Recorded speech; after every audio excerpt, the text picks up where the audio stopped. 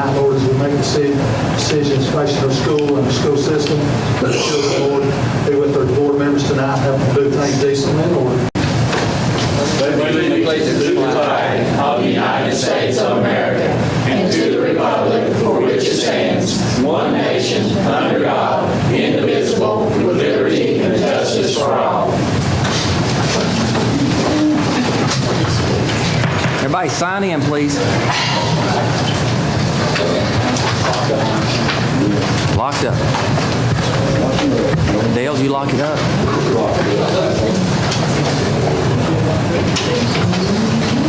Bad sign.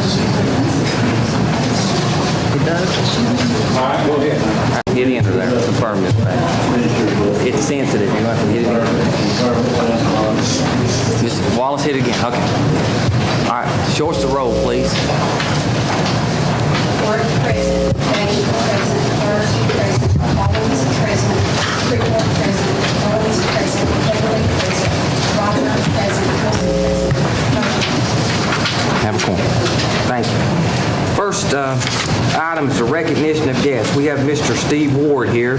Steve, you want to come up to this mic here and kind of present to us what we've got in front of us? I think you did it at the commission meeting last night or handed it out last night.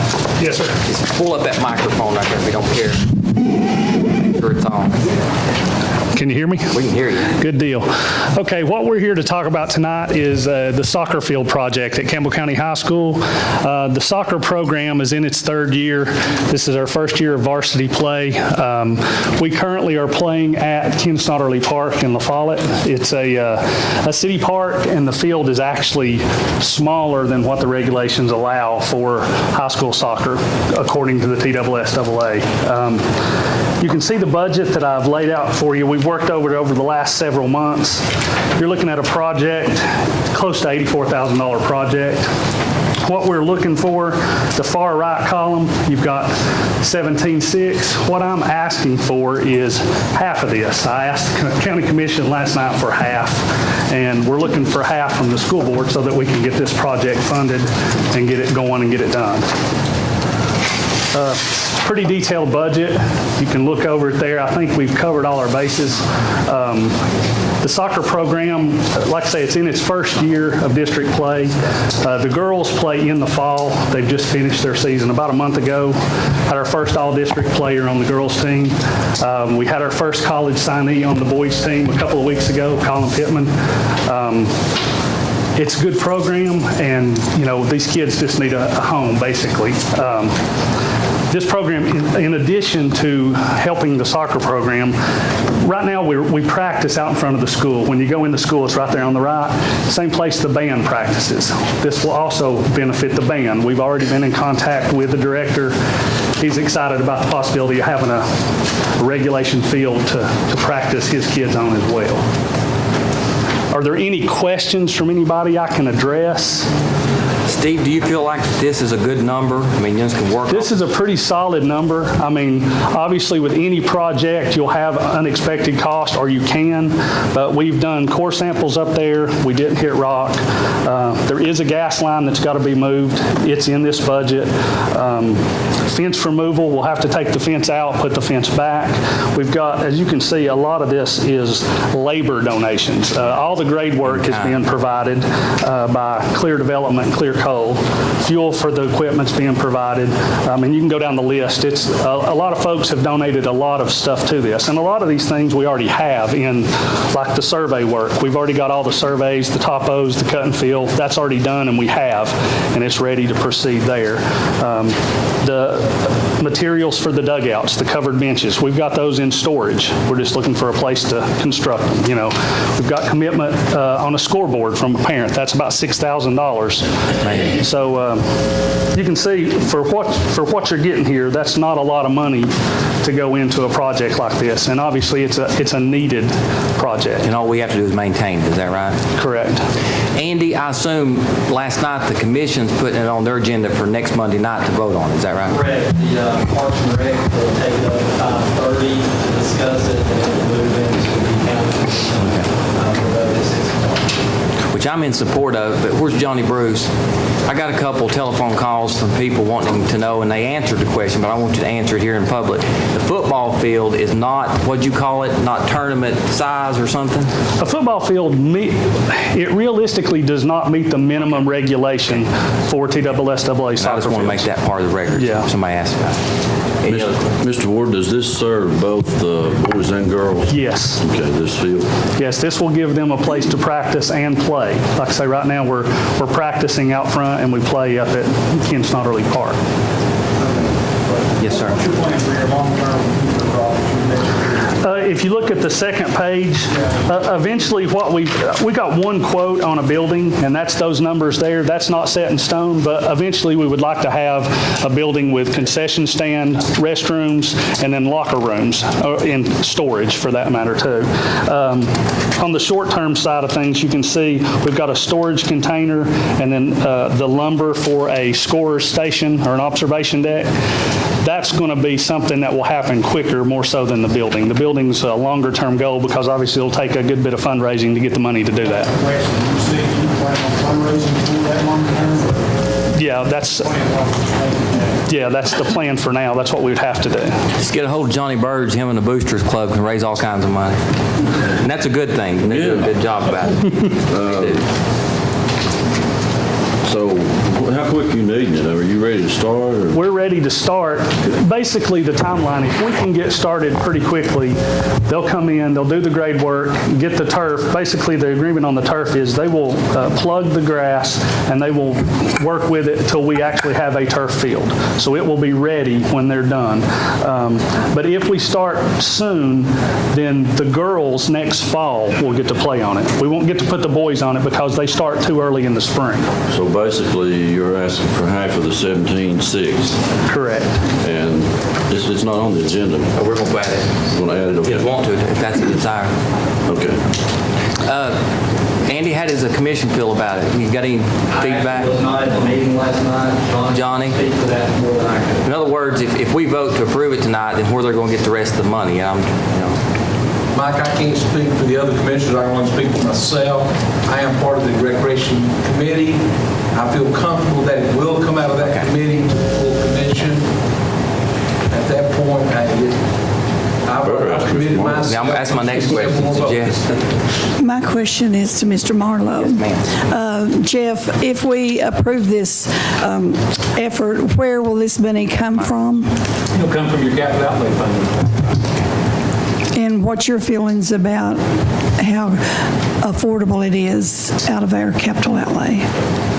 I mean, I'm for it, don't get me So wrong. you're only talking $8,000. $8,800. Yeah, $8,800, so Yes. it's not going to have any dramatic effect on your capital outlay. It Well, means that whatever you haven't yet specified from your generic remaining money, it just becomes something that decreases your unspecified remaining money. Well, I'm certainly for it. Any other questions for Mr. Ward? Okay, thank you. Thank you. We have no other guests. Can I get approval of consent agenda? Mr. Chairman, I make a motion, we approve the consent agenda. Got a motion, do I have a second? Second. Any questions? Cast your vote.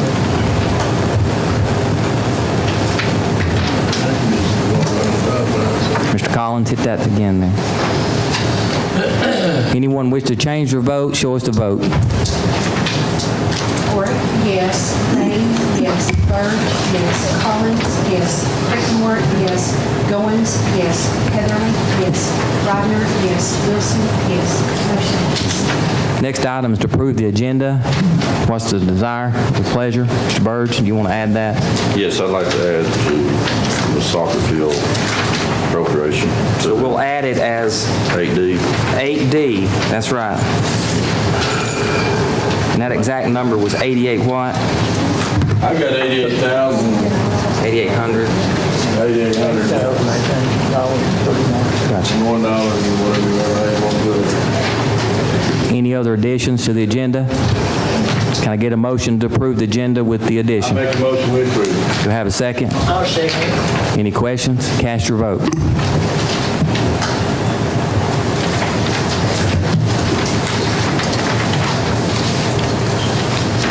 Anyone wish to change their vote, show us the vote. Ford, yes. Bain, yes. Byrd, yes. Collins, yes. Crittenden, yes. Goins, yes. Heatherly, yes. Rodner, yes. Wilson, yes. Motion passes. Thank you. Next item is comments from the chair. I only have a couple things to remind everybody about the TSBA convention this Friday. Ms. Fay, what time are we supposed to be there? The first conference, I think, is at 2 o'clock. 2 o'clock. Okay. Everybody that didn't get their travel check, Friday. On Friday, and we also are having a dinner with Michael Brady at 7 o'clock in Upperland Hotel. Okay. I talked to Mr. Heatherly. Is he back there, Robbie? Yes, sir. There's been a lot of concerns about, I think even maybe out of the commission meeting, some of them questioned the driver's ed car. It's my understanding it will be delivered Friday. Is that right? I received an email today from the fleet person that we ordered the vehicle through, saying that it's in Knoxville being prepped. We should take delivery the end of the week or first of next week. Okay, so you let the mayor know that, Andy. So thank you. Some good news. Everybody on the board's aware that Nolan Baird had left a gift to Elk Valley School, and originally that was $100,000, and once all the estate was settled, we actually received a check for $83,380 and some change. And a good surprise, we found out that not only did he leave that amount to Elk Valley, he left the same amount to the Campbell County High School for the Kim Bruce Scholarship. So that's really a special situation. And so we really appreciate that. And Crystal, as soon as we get that stuff finished over there, we need to have a ceremony. And I think you and Sarge intend on naming at least the gym floor and some of that stuff after Mr. Baird. Is that right? Is that the intent? Okay. Of course, we've got this collaborative conferencing thing that this committee that the board has to participate now. We no longer have a union. So I met with Sharon and Tammy before this meeting, and it's easier. Rather than explain it, I'm just going to read it. See, the collaborative conferencing was requested by professional employees of Campbell County School on October 1st, 2015.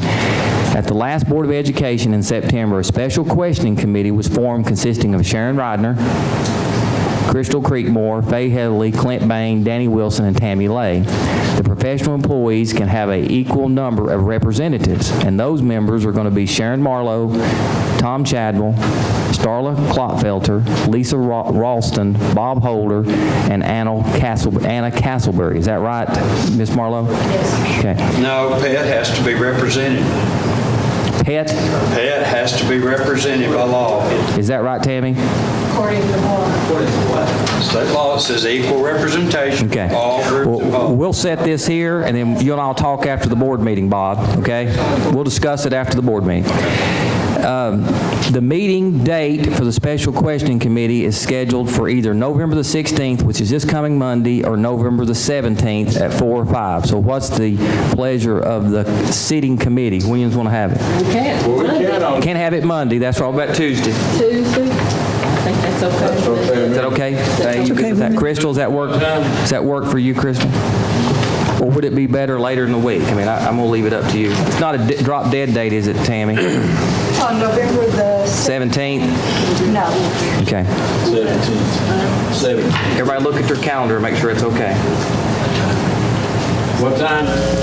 4 or 5, y'all are going to have to make that decision. 4 or 5.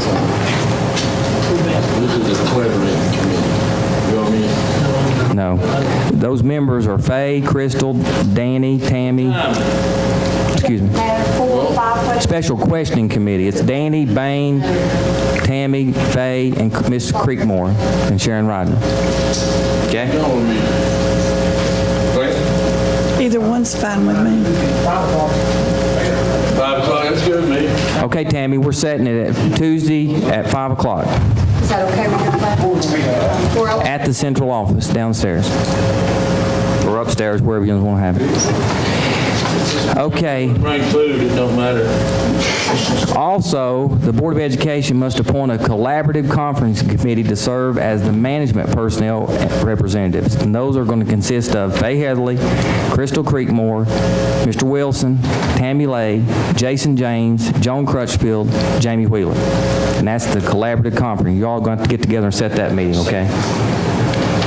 And this really gets confusing to me. After the special question poll in the county schools, the professional employee representatives will be named based on a proportionate share of the vote results to the collaborative conference committee. These 7 professional employees will represent teachers and conference about salaries, grievance procedures, insurance, fringe benefits, work conditions, leave, and payroll deductions according to the state code, the TCA code.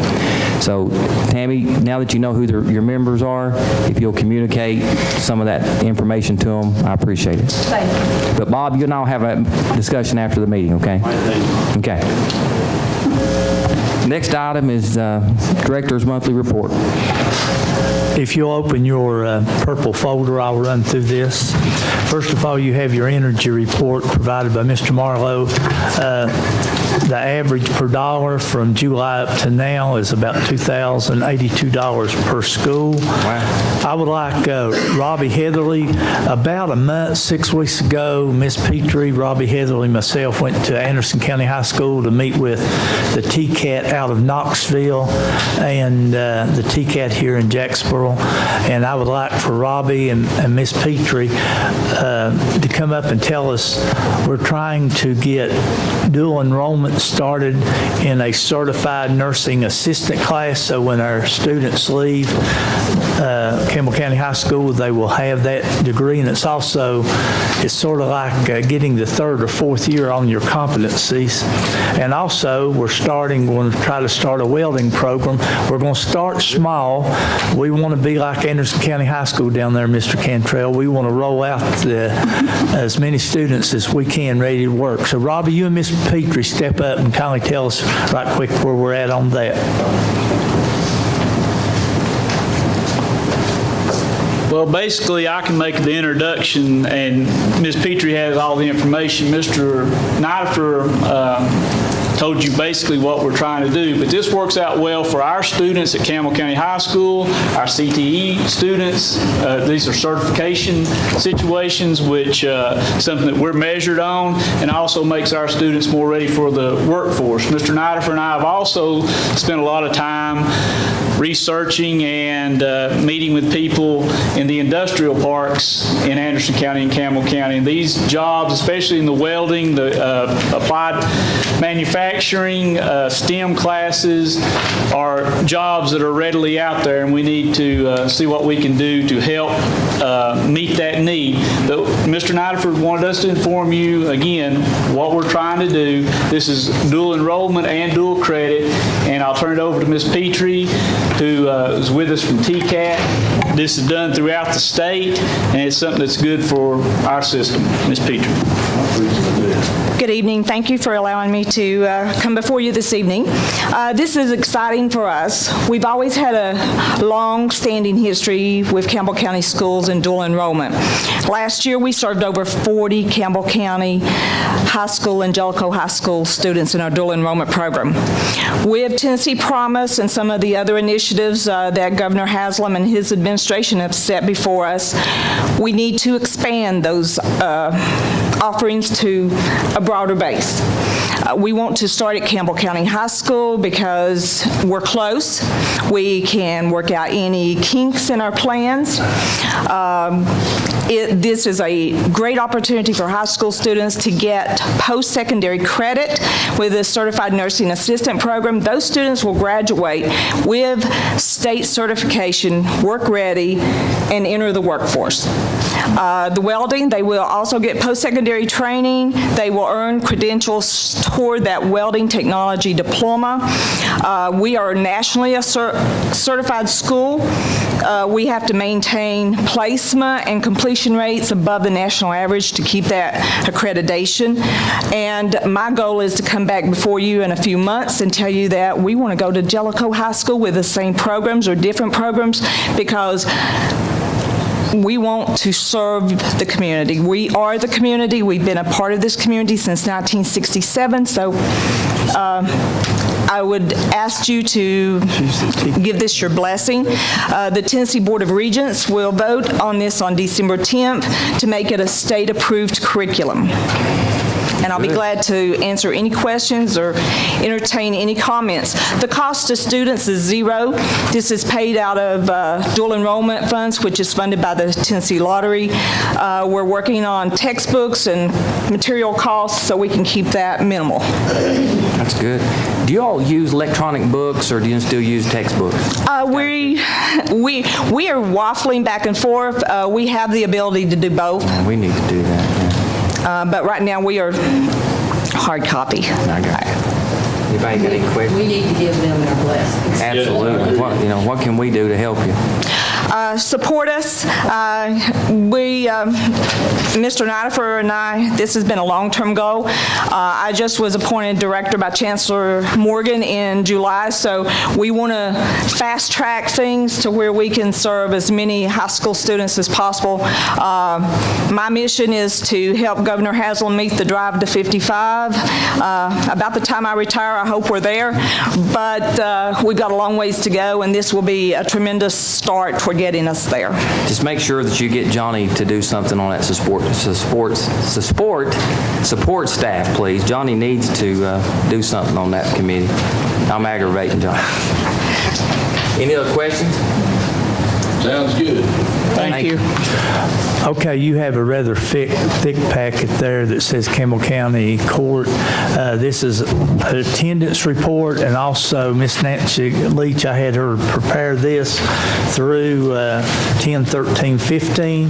It also has some of the discipline hearings within the schools, a report. The third thing is principal evaluation schedule, and I want to say I've been thrilled to death going in and seeing the professional learning communities, the data walls, and the things that the principals are supervising. You also have a flu shot, all the flu shots. Coach Bruce has done something the last week or two. He and Mr. Ruthford has rolled out the shots, BMIs, so on and so forth. The last thing's rather interesting. Jack Cannon back there, he keeps me on track, but we sweated a little bit when the first testing rolled out at Campbell County High School, the EOCs. If you look at those charts, the gray line around the 200 kilobytes per second, that is where we were about a year ago. But actually, Mr. Cannon and his staff has got us at the top of the page off the chart at around 500,000. So we've got sufficient bandwidth to get our testing done. So we threw that in there for you guys to look at. The county safety program is another sheet. That is what Coach Bruce, when he went into the schools after school, that is the things that they went over, and he documented that in their safety plan. You have your bus missing, the days that they missed. How's that doing? Steve, is that getting better? We had a pretty bad month on some buses. You've got your ISS numbers there on average, and that's sort of the data, a lot of that and also your nursing report, and a lot of those things I sent out via email, but some of you guys' internet service is not working too good. The last thing I want to bring up today, Mr. Rutherford is working hard on the bus surveys. We're getting that rolled out. We hope to have it finished January, February, and Miss Lay and Miss Vicki Heatherly are working on a reading K through 3 initiative coming out of the Corps office and also from the Tennessee Department of Education.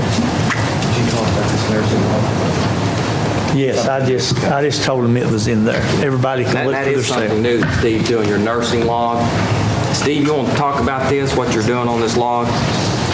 This is good. Yeah, some people requested it. Students, they see where they refer them to a primary care physician, send them back to the classroom, how many shots they're giving. That's crazy. Just the number of health plans they're administering. screen, just all kinds of different things. And they're going to start sending that to us on a monthly basis. Thank you. So we'll have That's it good stuff. for events. I have a question for Mr. Rutherford. Did the nurses get their $1,500 that we voted to give them? We have them spend $500 out of that amount of money. It's been, we call it a good deal with Debbie. Debbie Campbell has got the quotes right now, getting that ready for us, and then we'll order the supplies. Okay, good deal. Thank you. And I have another question about the bus. Is this through a company that we talked about?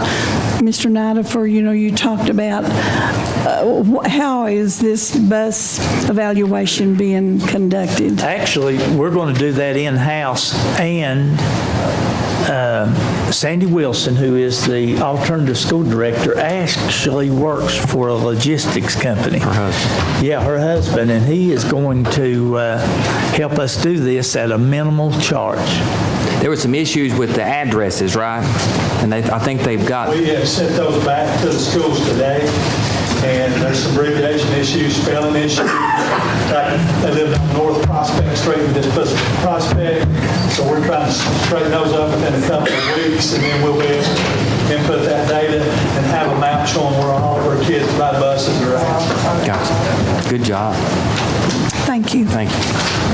Any other questions for Mr. Nidifer? Thank you for the reports, Mr. Nidifer. These are really helpful. Next item is to recognize the Finance Director, Mr. Marlowe. Thank you, Mr. Chairman. First item is the monthly financial reports. Beginning with the general purpose school fund, we have cash as trustee, $5.165 million. Over a couple of pages, you'll see your revenues at 18.9% of realization. Your appropriations at 20.2%, so roughly 1.3% more expenditures than revenue, but we haven't begun to take any property taxes in there. Again, in the month of October, you'll see that on your next report. Federal Project School Fund, cash and trustee, $468,000. Over a couple of pages, the revenues and appropriations at 17.8% balance, what it should be. And then the final fund, the cafeteria fund, $327,000 cash to trustees, and the revenues at 21.5%, and appropriations at 23.5%, so 1.5%. But still trying to get evened out from the beginning of the school years. Next month will tell as to whether we're in real balance or not. Any questions you may have, I'll answer them. Otherwise, a motion to approve. Can I get a motion to approve? So moved. Have a second? Now, any questions for Mr. Marlowe? If not, cast your vote, please. Anyone wish to change their vote, show us the vote. Ford, yes. Bain, yes. Byrd, yes. Collins, yes. Creekmore, yes. Goins, yes. Heatherly, yes. Ryder, yes. Wilson, yes. Motion passes. Thank you. Item D, Mr. Chairman, we have 3 budget amendments for your consideration.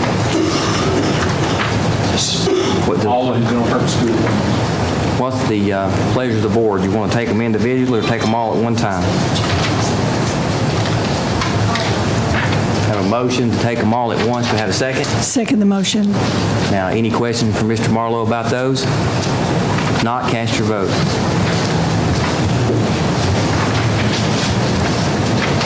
Anyone wish to change their vote, show us the vote. Ford, yes. Bain, yes. Byrd, yes. Collins, yes. Creekmore, yes. Goins, yes. Heatherly, yes. Ryder, yes. Wilson, yes. Motion passes. Thank you. Item C, D, and E, Mr. Chairman, require no action. We have nothing to review. Let me get you down to Ms. Fay. Thank you. Thank you, Jeff. Ms. Fay, recognize Ms. Fay Calmer. Do we have any questions concerning the activity accounts in our schools? Remember, she just came off an extremely good audit, is my understanding. So we appreciate you. Did a good job. Is all the bookkeepers getting everything to you? Yes. Okay. Thank you, Faye.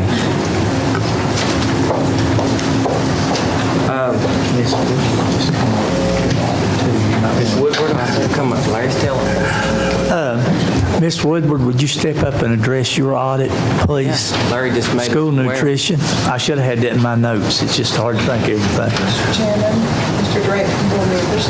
Well, we just went through a state audit, and they went to 3 schools. They went to Holland Elementary, to Jellicoe High School, and to Jacksboro Elementary. And it was a great audit. They complimented us highly. There were just 5 technical assistance, things that were just very minute. They said there really wasn't anything wrong. It was on production records, and one was on the smart snacks that I've talked to y'all about before. And so very minute things. There was, I was just very proud of all the school nutrition people. You know, I've said it several times before, we've got the best food service director in the state of Tennessee. I'm telling you, she does a great job. I mean that, too. One of those auditors took pictures, posted them on Facebook and so on, so it's all across the state. Thank you, Vicki. Thank you, Vicki. Items for action. A, discuss and take necessary actions regarding drug-free workplace policy. Ms. Sharon, you want to address that? Our committee met tonight at 5 o'clock, and Mr. Cantrell had given us a letter and asked that he could meet with us next board meeting. And we would like to do that. We still have some questions. I don't know that if we agree. I don't know. Prepared to do that tonight. My wife, I thought, was going to have surgery today, so it got bumped a week. So I am prepared if y'all will address your questions. Are we prepared to do it, or do we want to wait? Well, we need to ask. We've got to know how the board feels about the alcohol part. We don't want to waste your time going through the policy if they're not going to agree to But let me throw some things out, because I'm prepared for this. Okay. Because Luke is kind of getting up to what you all were discussing. When we drafted this policy, this is an area of the law that the TSBA didn't really want to go into. So this was not a TSBA-approved policy, but it was a TSBA-recognized policy, which pretty much mirrored what Knox County Board of Education does. So when you all asked us to draft this, we really kind of pulled from what had already survived court scrutiny, and that's where we came up with it. Any changes that you make, we can accommodate. You've got to be very careful what type of changes, because this policy is, I don't want to say a gray area, but it is right on the cusp of what you are allowed to do. And Faye would probably tell you it's something that the TSBA really doesn't feel very comfortable with at the state level being a broad policy. The cost component is what Bruce has told me you all were the most concerned about. If you like the bones of the policy, but the alcohol testing in particular, pre-employment testing, you felt was cost prohibition. The alcohol testing would be the easiest thing to pull out if you wanted to just pull something out. You could justify pulling out pre-alcohol testing, but still leave pre-drug testing in. And I don't think the courts would have a problem with that.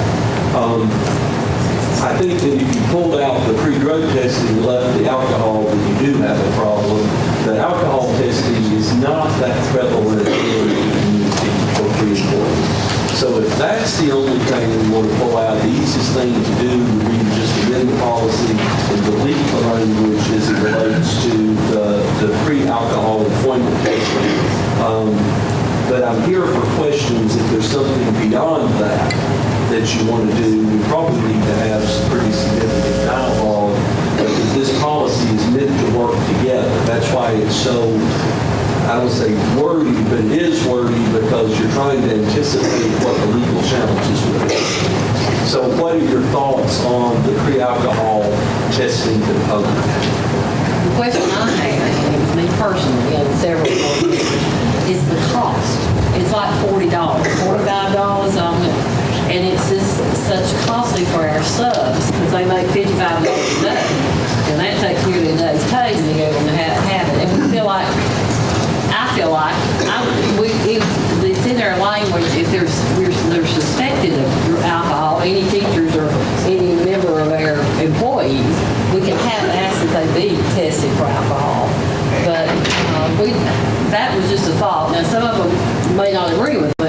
That's one of the things I'm not sure what the board really agrees. Some of them have a lot of thoughts about they just want to leave it alone and don't want to touch it. But alcohol is not usually a pre-employment. Where it has come into play in Tennessee, oddly enough, is the churches. Churches and private schools, were the driving force to get, 10 years ago, you never had pre-alcohol testing anywhere. It just wasn't something that was there. The churches that are so, we live in a society now where a lot of transients will kind of come into organizations where they can be around children and they're put into the roles of authority, that the churches wanted to broaden the policy. A lot of churches prohibition against drinking anyway, so it was a natural protection. They didn't want Mother's Day out workers, Sunday school teachers that drank anything. And so this was a way that they put it in. You're now seeing groups like DOE, groups that are in security sensitive positions do alcohol testing. I think Knox County was the first school system to do pre-alcohol testing in the state. It is a cost, but the debate on the other side would be, you don't want somebody that shows up to school and has had a couple of drinks that morning. Certain positions like bus drivers, you would certainly, justify that. It's really a policy decision that the 8 or the 10 of you have to make. Do you want to invest $40 per person to that or require them to pay that?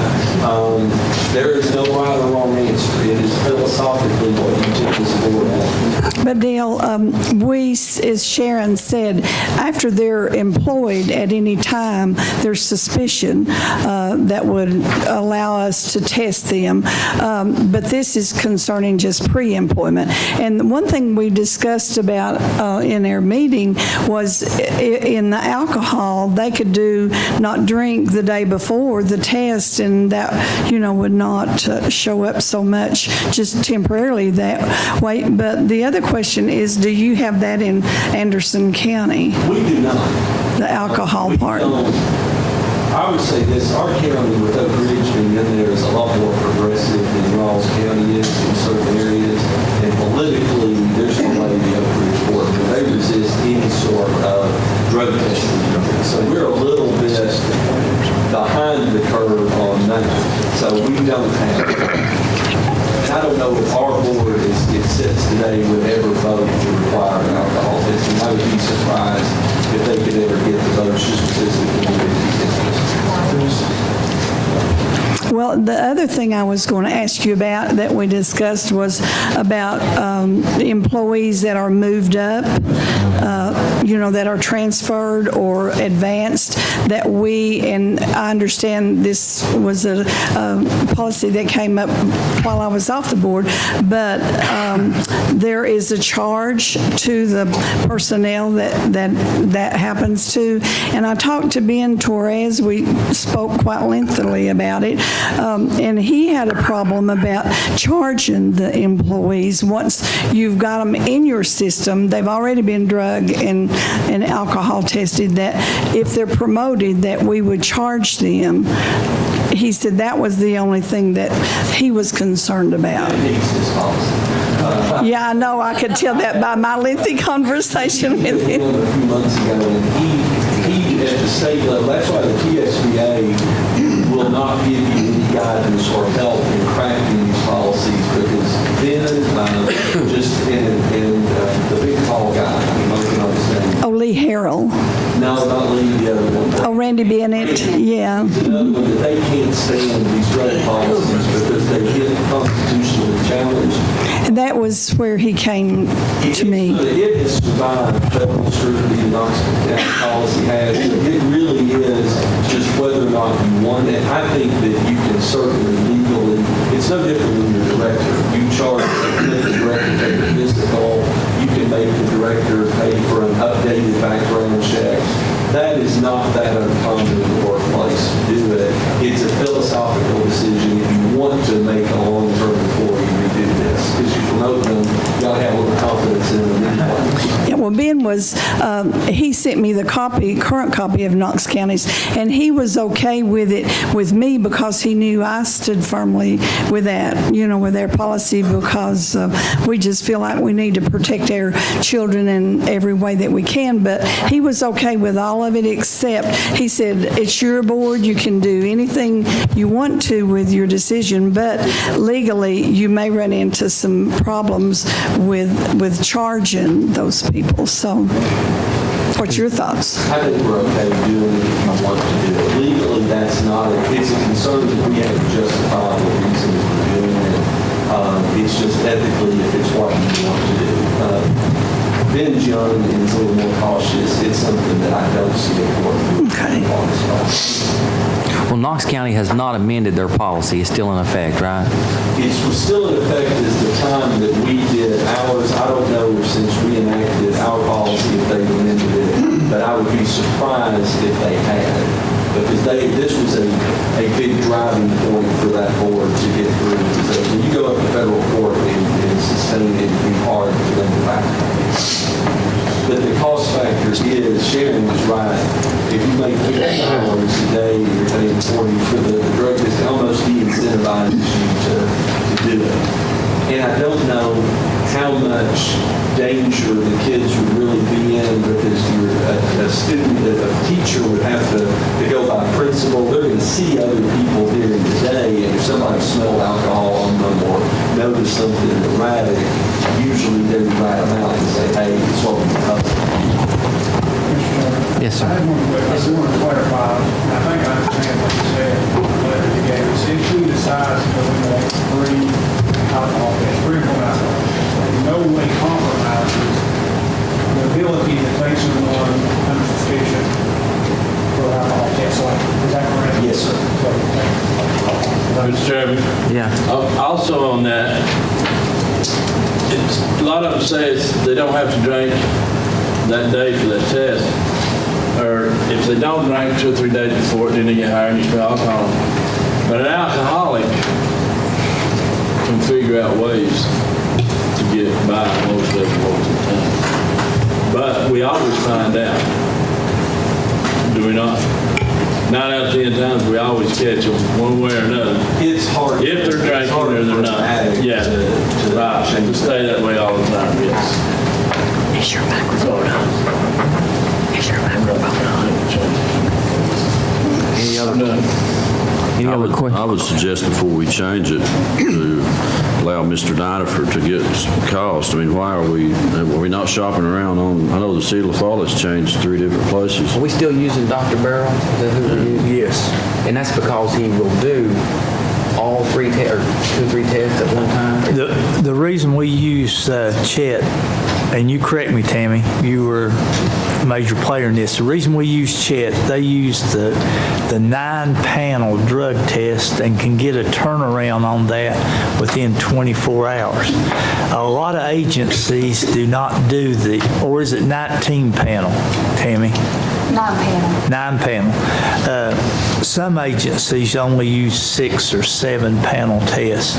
As far as the drug part, you need a good organization that can get the correct information back to you and can secure that information.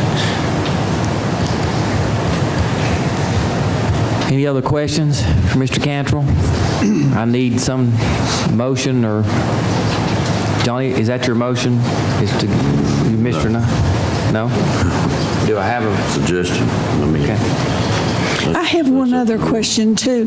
This policy that we've been using, it was not assigned a TSBA number. Yeah, that's a good question. Now, if we do, to my knowledge, I may be wrong, but if we vote on this and whatever we decide and we send it to them, it will be assigned a number and be put online in its current status.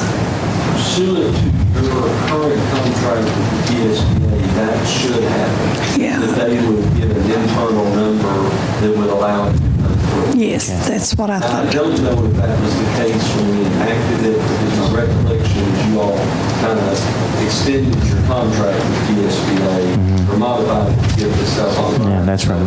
That would be true for any policy going forward that the board created policy. Okay. All right, what's the pleasure? We're at a crossroads. Let's make a decision. Can I get a motion? Mr. Chairman, I'd like to make a motion that we eliminate the pre-alcohol requirement from the drug policy and then leave the rest of the policy as is. I got a motion. Do I have a second? I second the motion. I got a second. Any discussion?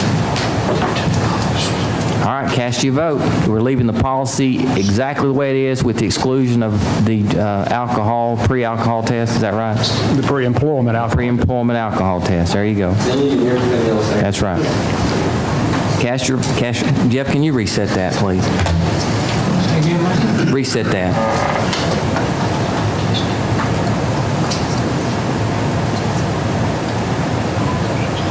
All right. Go ahead. Now cast your vote, please.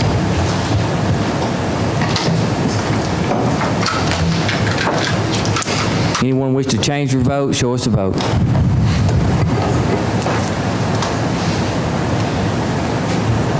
Ford, no. Dane, yes. Burge, no.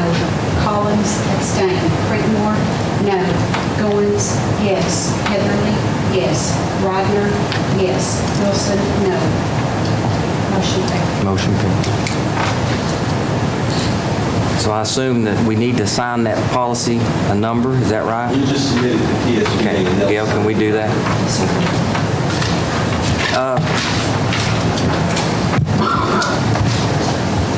Next item B is to take necessary action regarding classified employee sick leave. The ones that was in the workshop, and Sarge, were you there?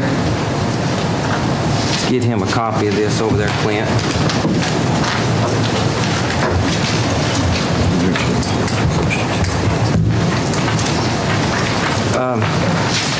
What this deals with is we currently have been approached by some of the classified employees in some of the departments regarding the sick leave bank. Currently, it's my understanding that the teachers have the ability at retirement to make it, they don't have to make a decision. Once they retire, the number of sick days that they have accumulated, they get paid for those sick days at a rate of $100 a day.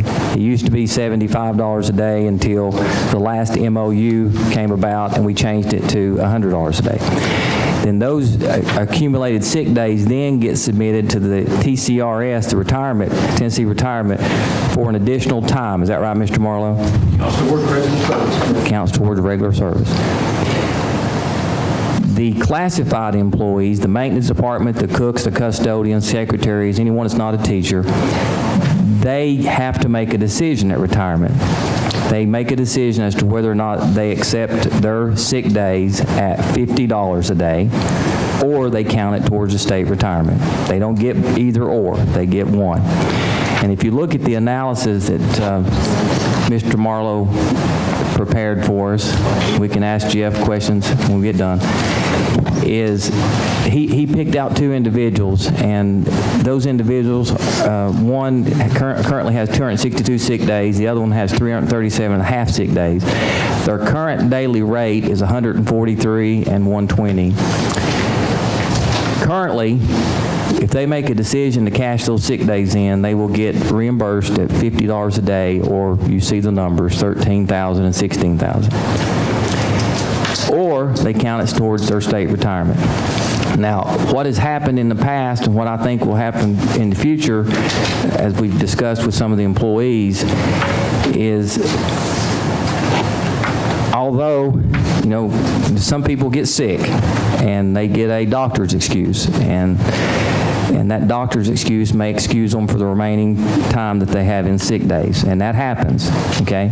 And if that happens, that's perfectly fine. But if that happens, you can see at a daily rate, it's costing the Board of Education $78,224 as compared to the $29,000 at $50 a day. Now, some employees may just go to the doctor, like I said, and get an excuse to where that they can utilize that $78,000. But they've asked us, the board, to look at it to where we would increase the $50 a day to a rate of $75 a day, and that closes the gap. At one time, it was $50 a day for the classified and $75 for the teachers, certified. Once it went to 100, the gap widened at $50. So I think Jeff has done this analysis, and at $50 a day, it's less than minimum wage. Is that right, Jeff? That's correct. And at $75 a day, it's just slightly above minimum wage. Is that right? That's correct. Okay. So the other part of that is whether or not the Board of Education has the ability to allow those classified employees to recognize those sick days. The board can, through a policy change, that would allow those employees to also count those days towards their retirement at no cost to the Board of Education. Is that right, Mr. Marlowe? That's correct. That's correct. That's just a policy decision, and I don't know why that hasn't been changed in the past. I can't answer that question. So the proposal on the table is you got two things. We do nothing, or we change it to one of these two scenarios. We allow the employees to get the credit with their state retirement, and we either pay them $50 or $75 a day. Now, Mr. Nidifer had his staff to run all the accumulated sick days throughout the county, and we have some with 0. We have some with as high as the 337 days that you see here. But the average overall is 88 days is the average for the employees. So with that, I'm going to open the floor for questions for Mr. Marlowe or discussion. I have a question, Mr. Marlowe. If we increase to the $75, does that additional money have to be earmarked in the budget? We have a line item in the budget presently to pay the $50 from. All we would do is just evaluate your actual occurrence against what we presently have planned. And if in fact you end up with more exposure by raising to 75, we adjust the budget on the fly to next year's number. But we already have the line item in the budget to pay for the 50. So if you want to call it earmarked, no, it's just set aside in a specific line item. And you keep a percentage, or it don't have to be What we do, how many sick classified has, it don't have to be. we could do all kinds of different analysis and try to come up with ways to guesstimate what number we should appropriate, but the best way to do it is just use a historical trend to tell you. We'll evaluate, like we have known what we paid out last year for the $50 bill.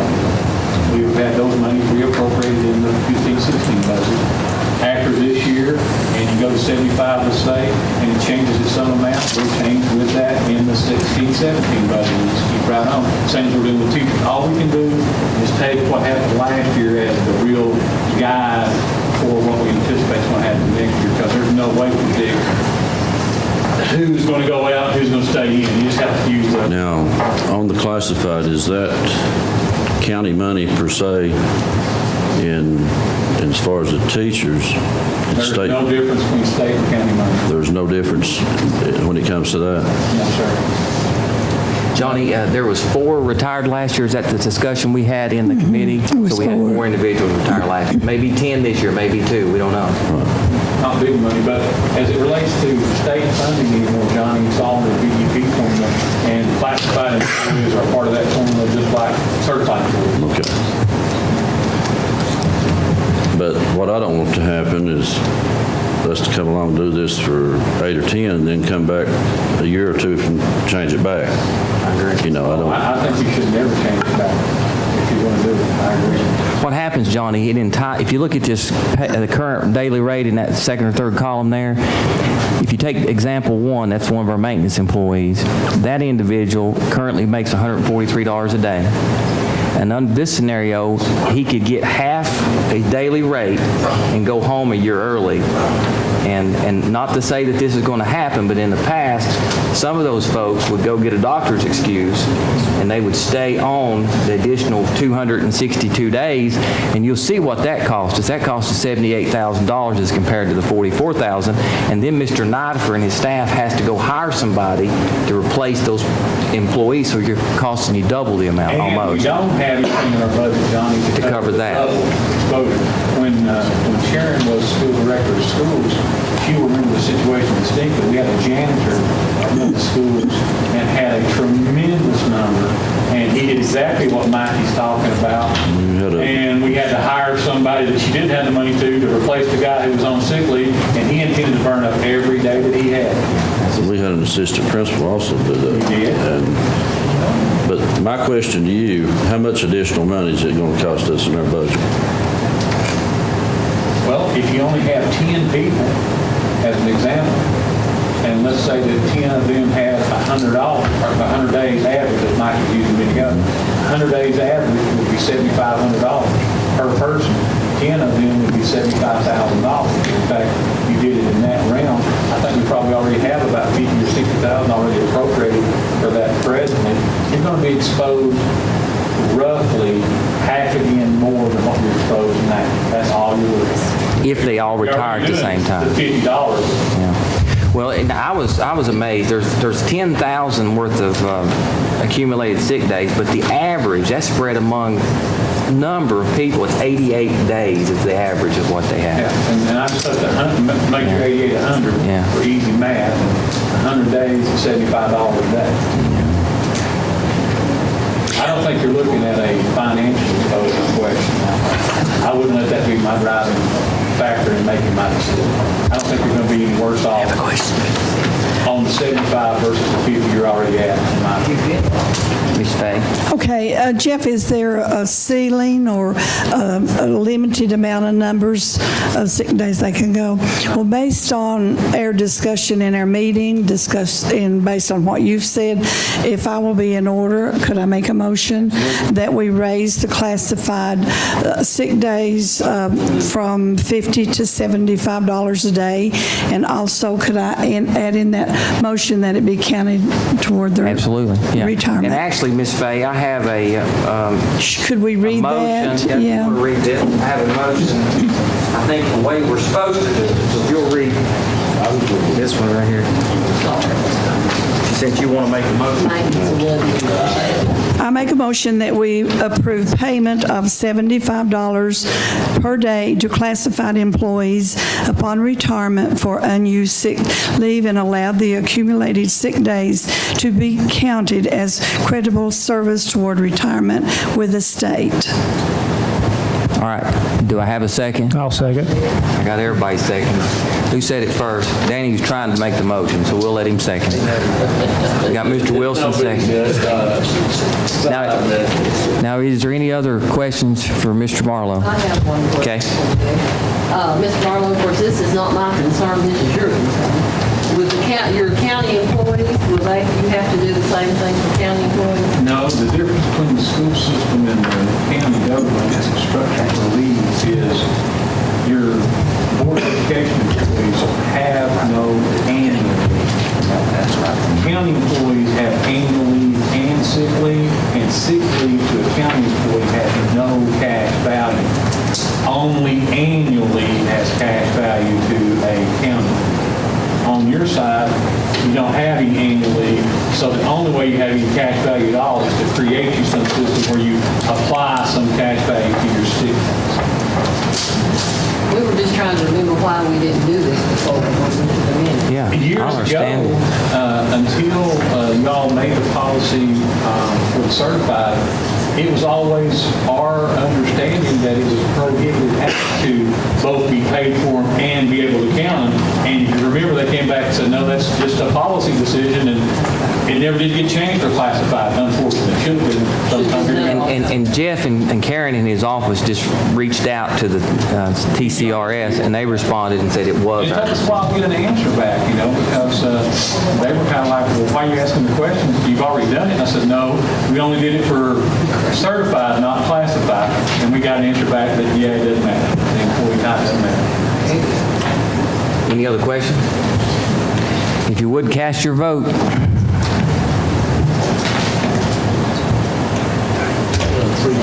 And Sharon, hit that again there. Try to. Locked on you. No, it won't work. You vote. I'll see how I'm going to vote. Hang on a second. Okay. He's going to restart it for us. We'll kill Josh Parker one of these days. Try again. Now cast your vote. There you go. Yeah. Wallace, hit that thing. Anybody wish to change your vote? Go and vote. Or yes. Bain, yes. Burge, abstain. Collins, yes. Creedmoor, yes. Goins, yes. Heatherly, yes. Rodner, yes. Wilson, yes. Motion passed. Thank you. All right, we're up to discuss and take any necessary action regarding gym floor at Wynn Elementary School. Clint, did you put this on here? Mr. Nifer, did you put this on here? Mr. Collins?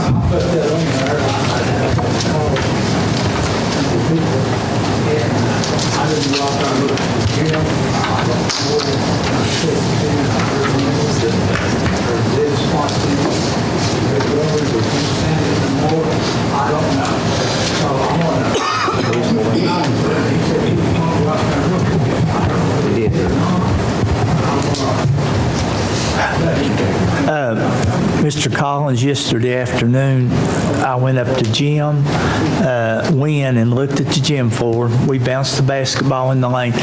There are some dead spots. I think they can manage to get through this year okay. I actually took my flashlight and so on and crawled under the gym floor. All the understructure is in good shape. I would recommend that you guys let the board, we will kindly look into this. We've repaired 2 gym floors this year and consider doing Wynn next year. I think they can get by this year. And let me tell you, gym floors are important to elementary schools. Those kindergarten through 5th, 6th, 7th grade, they need that activity time. There's no danger going back in a little history like Mr. Marlowe over there. Elk Valleys was in terrible shape. Some of the nails were starting to back out, so on and so forth.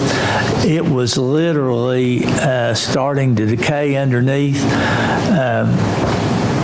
White Oak had a gym floor that they were playing on concrete with tile on it. That was just an accident looking to happen.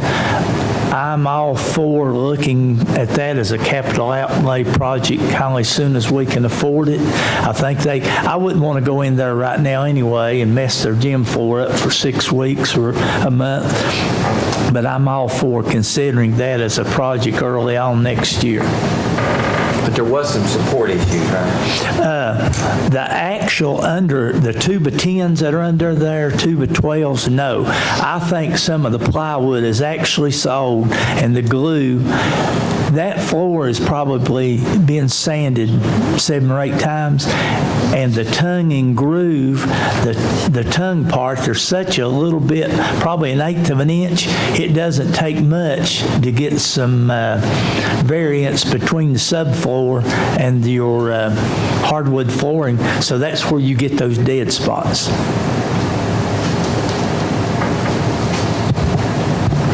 So in other words, put this on Yes, sir. I think we, now, I don't care to spend money. That's a proven fact. We got to slow you down a little bit. But, Talking about next year's budget. yes, sir. We can start working on it in the spring and have it ready to do in July. Yes.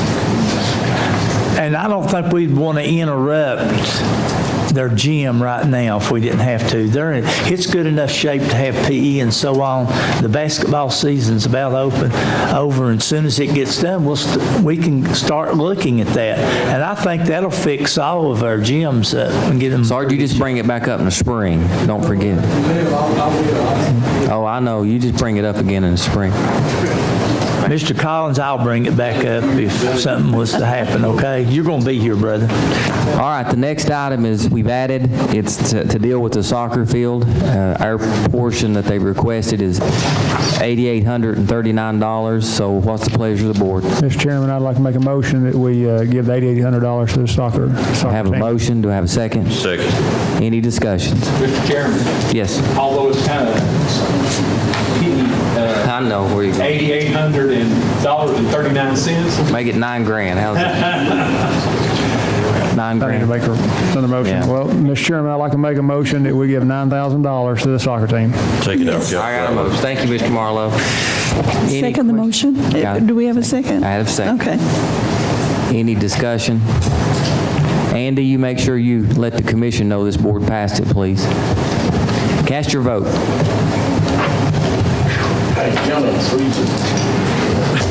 Anyone wish to change their vote, show us a... Huh? Yeah, I've got a clarification question. This money here, you are going to donate it to the soccer team at the CCHS? Is that the way the flow of the transaction? No, is that the easiest thing, or could we just put it in the school funds and let it pay? Whatever the easiest thing is, that's right. So we're going to make a donation to CCHS soccer? That's right. Is that good with you guys? That's good with me. We're going to make a donation of $9,000 to the soccer team, the soccer account. I assume they have one up there, the activity account. And Ms. Calmer, she can make sure that those funds get to you. All right, show us a vote. Ford, yes. Bain, yes. Burge, yes. Collins, yes. Crickmore, yes. Goins, yes. Heatherly, yes. Rodner, yes. Wilson, yes. Motion passed. Thank you. Guys, we appreciate your hard work that you did on this. We really do. Thank you. Nothing under items of discussion. Discuss legal matters. Two things, Mr. Chairman. First, we did a comprehensive litigation on all cases that are currently on file against the involved county school system. I sent y'all those.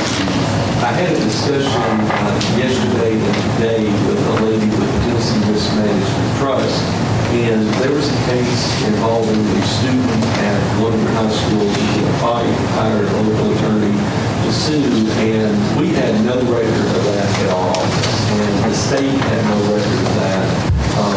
The 10 years that I've been doing this, Gail has never missed one, so our system has worked really well. It came during a period of time when the Risk Management Trust was transitioning from Attorney Duffy to Attorney Knight, and it came during a period of time when Director Poston was having health issues. They are questioning whether there was ever service and process. There's actually no harm to the school system because the case just sat there. They didn't do anything, but they're going to move for a dismissal because they don't think they properly serve anybody at the central office. We can't tell whose signature it is. It's not Connie's. It's not Gail. I told Gail they would be contacting her to get some info. I think that just somebody, some process server just scribble on it and left it, because we've never had that happen where the school system is not forwarded us a copy. So I just wanted you to be aware of that. It doesn't affect anything you all do. Art has already entered an appearance from the trust, and the trust is going to cover this. So we have no problem, but it's just unusual. It's one of those things that was on. What was do you know what the exposure to the trust was? It's going to be, I don't think it's really a case. I think the guy, it's the same guy that files all these frivolous lawsuits. It was a fight that occurred between two kids, and I think it probably just died. The kid aged out and said, this is stupid, and it just sat there. We're going to get it off the books. But it's the only one in the audit that we discovered. It's only one in 10 years that's ever not made it from the school system up. So I think it's process. Thank you. Okay, good. Second thing is we have a plan for the service process for our bad check writer. I have a court date scheduled. I'm going to give the chairman an alias summons. So hopefully, Judge Sanders has been great to work with as far as giving us a court date. So I'll get that alias to you that he can run, that he cannot. So that's all I have. Any questions for Dale? How come the county can't serve that? Dale? It's county. It's conveniently not being able to serve it. In fairness, our private process server has been out 4 times and hasn't been able to serve it. No, we got somebody that's going to serve him. Yeah, it's just, this guy's pretty sneaky and you're going to have to catch him. I seen him outside. Minor sweat, sir. Catch him. I got you something. We're going to need him, sir. Which my understanding is he's responsible for those costs associated with it. He's responsible for those costs times 3. And what was that total number, that bad, was it $3,800 or something like that? Jeff, I think just left, I think the check was over 4,000. I think it was like 4,200. And then under the statute, since he wrote it since he fraudulently stopped payment, we're going to ask for 3 times the amount of the face value of the check. And it's a non-payable debt. And I can't imagine Jeff Sanders was popular. She's pretty hard on stuff like that. Especially after what he came to us and. Oh, yeah. You were here. Yeah, you were here. All right, any questions for Dale? All right, recognize school board members. We'll start off here. Danny? I'm fine, Jason. Right. Have a good Thanksgiving, everybody. Yeah. I want to remind everyone that the gym floor is going to be dedicated the 19th on Thursday at LaFollette Middle School. For Vic King. Big King, that's right. At 7 o'clock? At 7 o'clock at LaFollette Middle School. Good. I received a notification for it, so a lot of you would like to be present. Gail, will you send out a text message reminding us that, please? Thank you, Gail. I appreciate that. And one other thing, we were talking about 120-day contracts, and we go back to the beginning and list everyone on 120-day contract, what their salary is, and what their basic duty is. You know, if they're writing grants, put that down there. Let's give us a little synopsis of what each of these, because it doesn't appear on their list of hiring. Changes. Yeah, changes and stuff. If I- Yes, sir. I would like, thank you. We need, Johnny? I don't know. Ms. Banks? I would like to congratulate Mike for getting a presidential appointment to serve on the nominating committee for the East District Director. Did you know I that? did not know that. Well, congratulations. Okay, I appreciate that. You'll have to tell me exactly what that is in a few minutes, okay? And I would like to say hooray, hooray, hooray for our driver's ed car, and I'm so excited about it being here, and I think we ought to celebrate when it gets here. Faye, I want to tell you something about that car. I got a telephone call from the mayor's office, and the mayor is working on a additional funding for the next budget to buy us an additional car. Well, that would, So I've asked Mr. Nidifer to look into next year's budget to come up with funding to have two programs to where we don't run back and forth across this mountain. would be good. Right? Yes, sir. Yes. Bang. No, I'm good. Nancy Light, wanted to announce the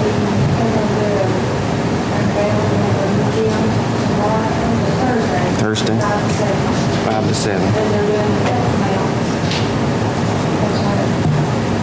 Doing what? Gail Stanley? I don't know. Oh, the elk, yeah. If the Andy's left, they're having a address here at the courthouse over that, about the elk. Yeah, they're having something here as well. Yeah. That's pretty. And the children, is it 100 children's name that's going to be autographed on that picture? I got an invitation, but They're doing think- that here at the courthouse. Yeah, that's as well. great. Good. Something else about those dedications. Mr. Collins and board, we've got those plaques, the building plaques ordered for the, I want to call it alternative school, but it's the Learning Center. So as soon as we get that, we'll have a ribbon cutting over on that building. I've got a couple of things. Mr. Myler, we'll go back to you now. Recall last meeting that Mr. Myler, just was signed and done about the tennis courts. Yeah. And you said you'd get back to us. What's the plan then? About a year or two ago, we addressed some tennis courts at Campbell County High School. And if we decide at Jellicoe, we need to find a location, have the ground checked for drainage and so on, and then we just need to proceed and get some quotes for the cost. And if we could secure maybe some donations like this soccer team, it would go a long way. So what if we just put us a committee together and start looking at that and go down that road then?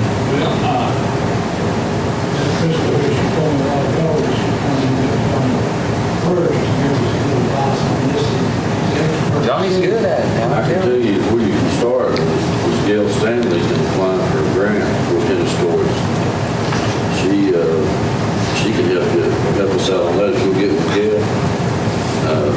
There's grant money available for courts through private donors. She talked to me about it, but we've got had 4 courts, we got 2 now. We converted one to a skate park.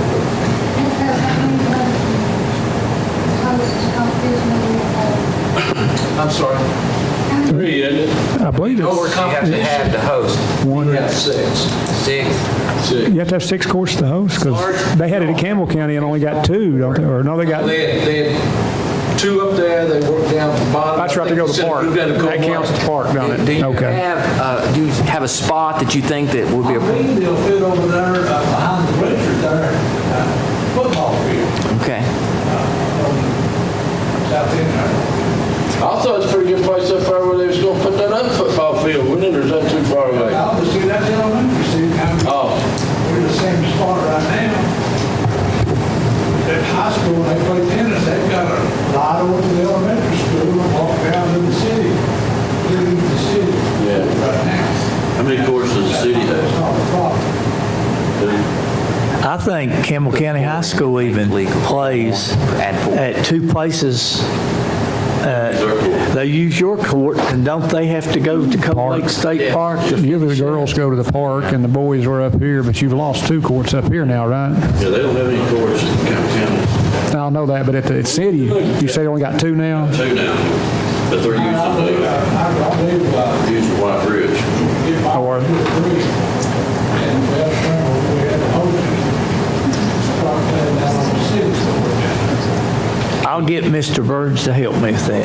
Johnny's good. We'll get with Gail Stanley, I'll get with Mr. Burge, and we'll, Yeah, he likes to spend money now, I guarantee that. Anything else, Mr. Collins? Any others? Can I get a motion to adjourn? Motion adjourned. Clint, hold up there.